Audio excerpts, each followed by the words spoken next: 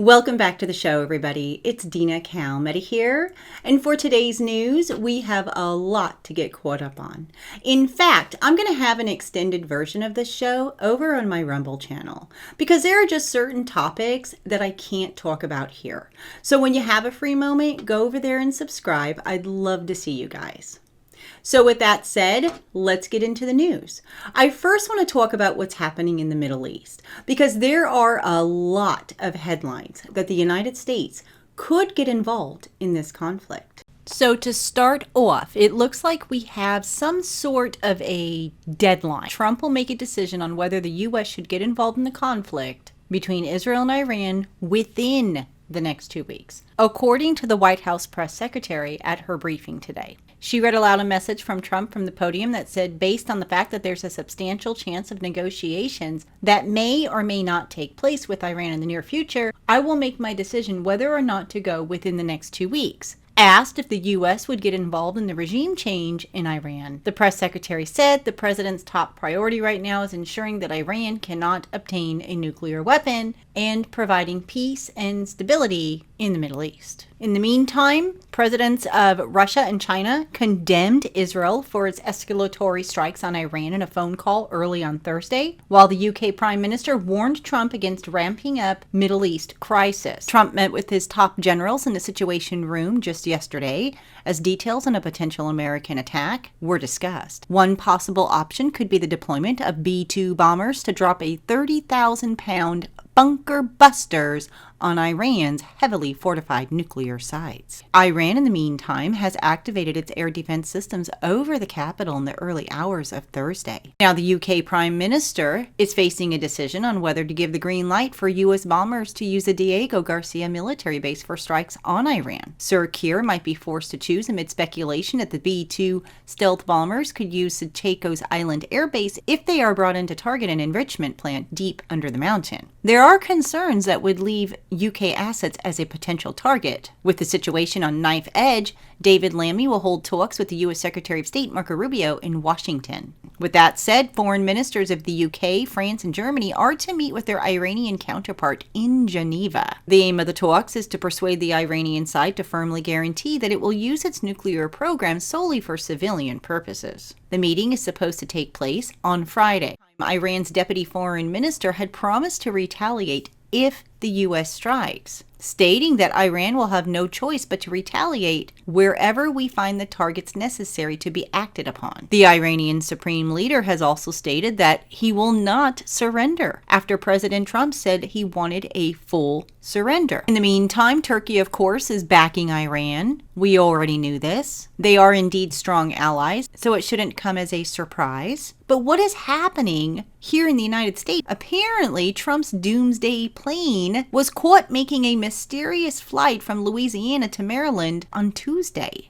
The Boeing E-4B Night Watch, also known as the Doomsday Plane, serves as a flying command post for key officials during times of crisis, particularly designed to survive a nuclear attack and coordinate military actions. The craft took off from Bossier City at 5:56 p.m. Eastern Time, traveled along the coast, looped around the border of Virginia and North Carolina before landing at Joint Base Andrews at 10:01 p.m. The mission lasted over 4 hours, sparking online speculation, especially after users noticed a never-before-seen call sign, Order 01, instead of the usual Order 6. The fleet of 4 E-4Bs makes routine flights throughout the year to maintain the military's readiness. However, some observers suggested that the mission may be linked to increased presidential security amid fears of nuclear escalation in the Middle East. Now, with that said, it's now being reported that the Doomsday Plane has landed in Washington, you guys. That is the latest on this report.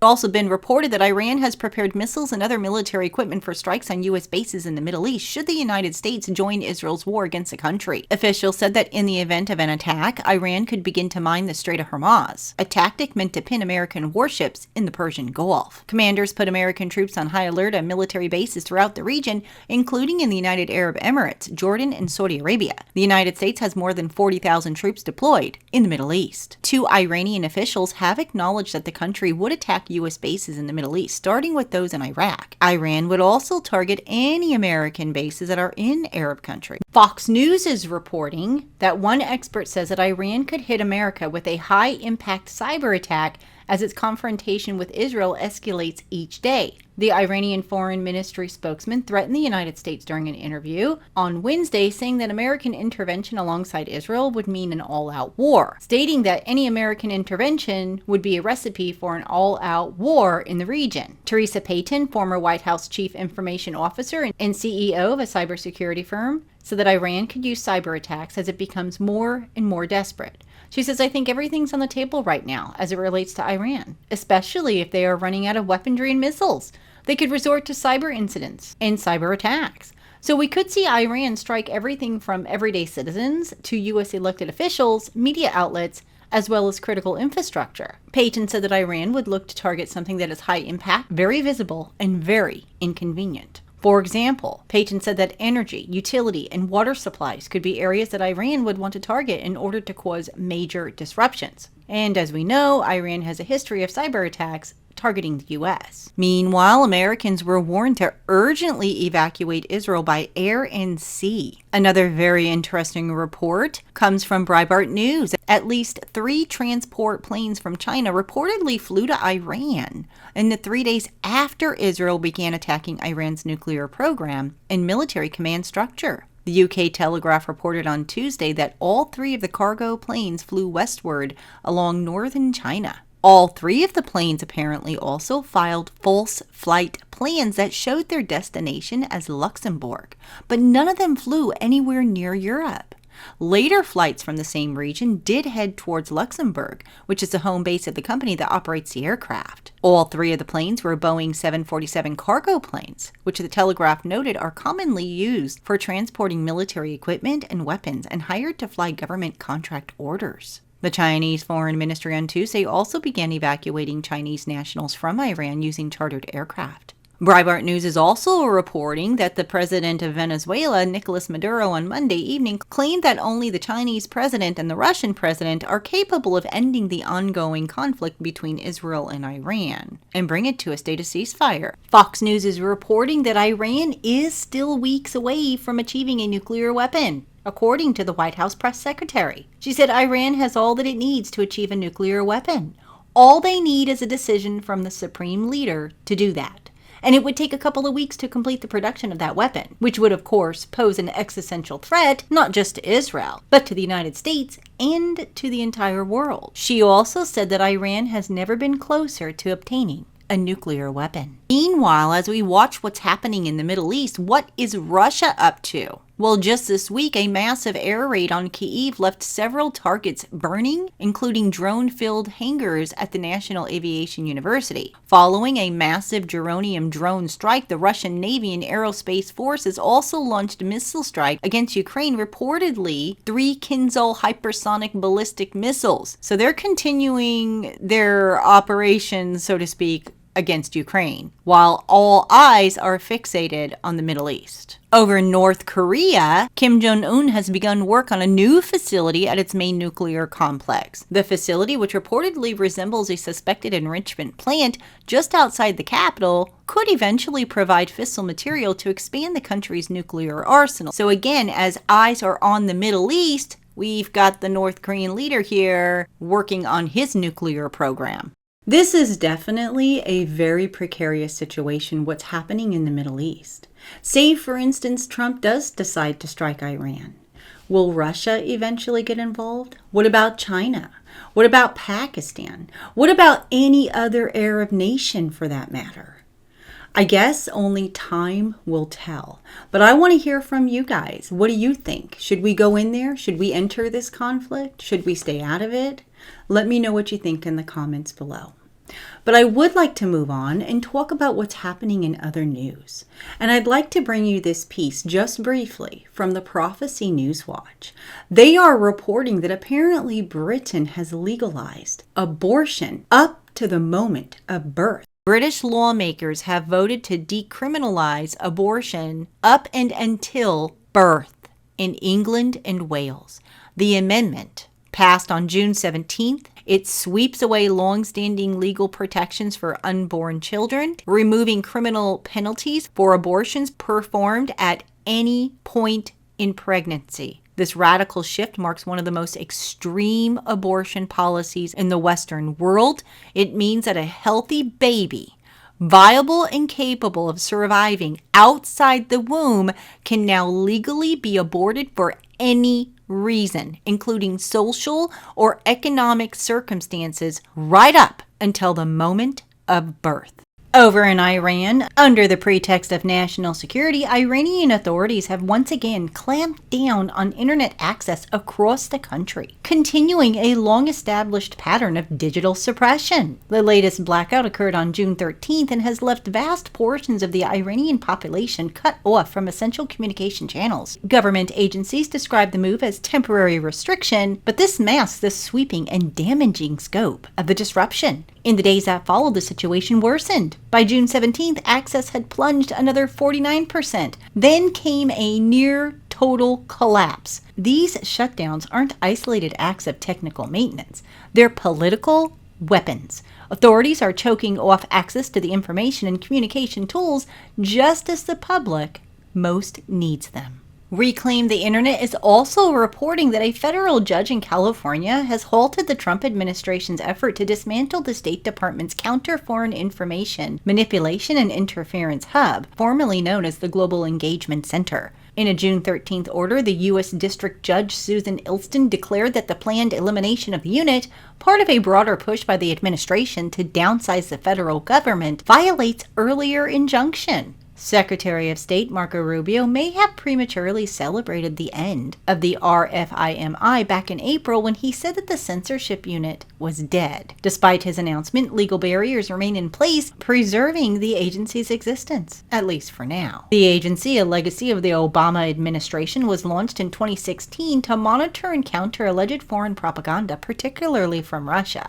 But over time, its activities expanded into domestic spheres, drawing allegations that it pressured social media platforms to silence certain political voices ahead of the 2020 election. The 2025 Bilderberg meeting held in Stockholm, Sweden, brought together an exclusive group of global elites to discuss high-stakes topics such as artificial intelligence, mass migration, while the group publicly claims its purpose is to encourage informal dialogue with no set agenda or outcomes. Its secrecy and powerful positions of its members suggest otherwise. Attendees included many Republican and Democratic congressmen and women, former Trump officials, the NATO Secretary General, billionaire investors, which represent a blend of corporate, political, and tech powerhouses with global influence. Though largely unknown to the general public, the Bilderberg meeting's influence is undeniable. There's no media coverage. In fact, none is allowed, and all participants are forbidden from quoting one another or recording the event. While the organization insists it does not support any political viewpoint or agenda,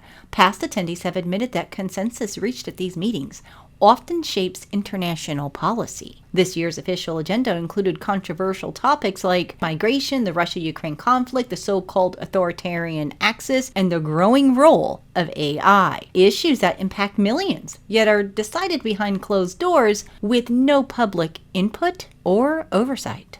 SciTech Daily is reporting that scientists have detected an unusual airborne toxin in the United States for the first time. The University of Colorado uncovered something completely new, the first ever airborne detection of medium-chain chlorinated paraffins, or MCCPs, a kind of toxic organic pollutant in the Western Hemisphere. The team's findings were published in the ACS Environmental. 3 hikers perished by a lightning strike while descending a mountain in Austria on June 15th. Authorities commented that while the incident is extremely rare, it should not be ruled out as a hazard. I'm not so sure about it being rare because at least 25 people perished in lightning strikes across 14 districts of India on June 14th and June 15th, coinciding with the arrival of the early monsoon activity in the region. Meanwhile, Hurricane Eric forms flash floods and landslides ahead of a landfall in Mexico on June 18th as the second hurricane of 2025. Over in Greece, a large wildfire broke out on June 16th.